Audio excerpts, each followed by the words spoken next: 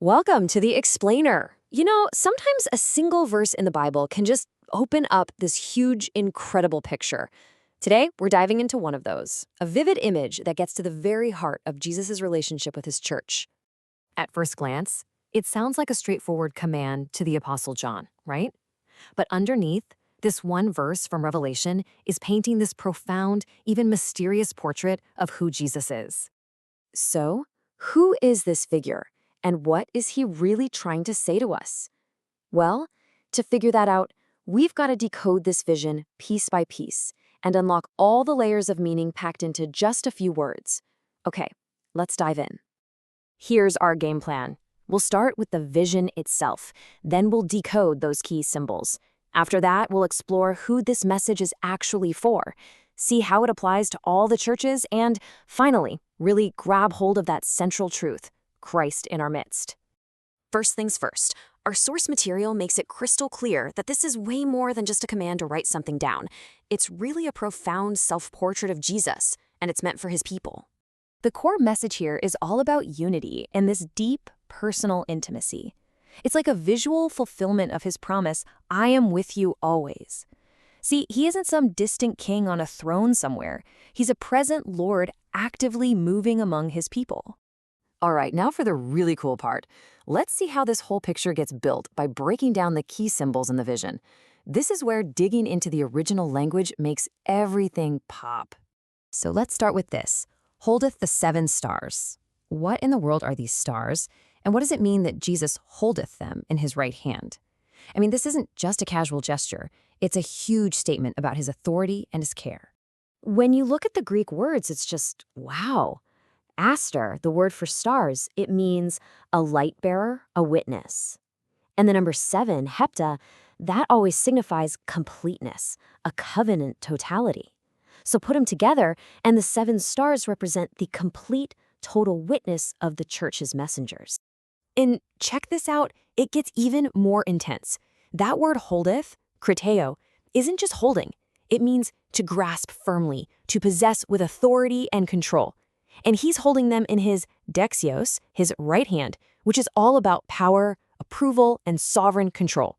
So he's not just holding his messengers, he is upholding them with all of his might. Now for that other huge symbol, the 7 golden candlesticks. This image is just so powerful because it connects straight back to the Old Testament, specifically the lampstand in the tabernacle. For the people reading this back then, this would have been an instantly recognizable and powerful image. And this just brilliantly shows us the church's role, doesn't it? A lichnia is a lampstand, a vessel made for one job, to bear light. And the fact that it's chrysos, or golden, that points to its purity, its refinement, its divine value in God's eyes. The church is the pure, precious vessel that carries God's light to the world. Okay, so we're getting the picture, right? Authoritative Christ holding his messengers, walking among his light-bearing people. But this brings up a huge question. Who is the angel that's supposed to get this message? The answer presented in the source material, well, it's a major paradigm shift. So who is the angel of the church of Ephesus? I think a lot of us immediately picture a celestial being, a heavenly angel with wings. But the source material we're looking at presents an idea that might just change how you read the entire book of Revelation. The argument is that this angel isn't a created being, but it's the Holy Spirit himself. See, the Greek word angelos, at its most basic level, just means messenger or one who is sent. It doesn't have to mean a winged being from heaven. This view says the Holy Spirit is acting as the divine messenger, carrying Christ's words to his church. And that fits perfectly, doesn't it? The Holy Spirit's role isn't to bring his own message, but to reveal what belongs to Christ to his people.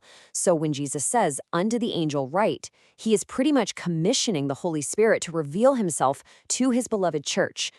This amazing vision of Christ's presence, it's not just a nice little intro for the church in Ephesus.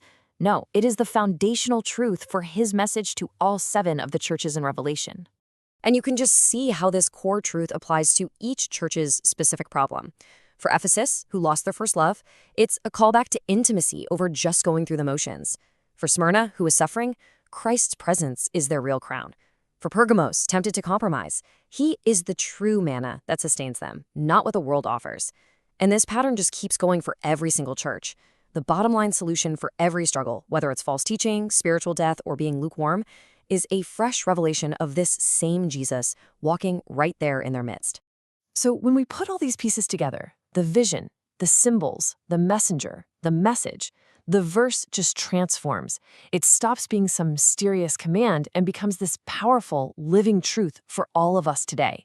So here are the 4 essential truths we can pull from this. 1, Jesus is actively walking among his church. 2, he is not a distant ruler, he's intimately present.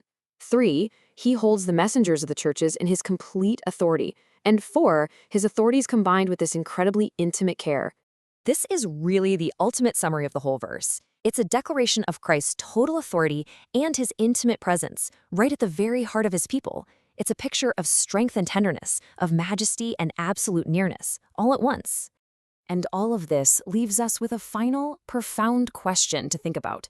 If Christ is truly in our midst, not as a distant observer, but as an active, living presence, well, how does that change everything? How does that reshape our worship, our struggles, and our witness to the world?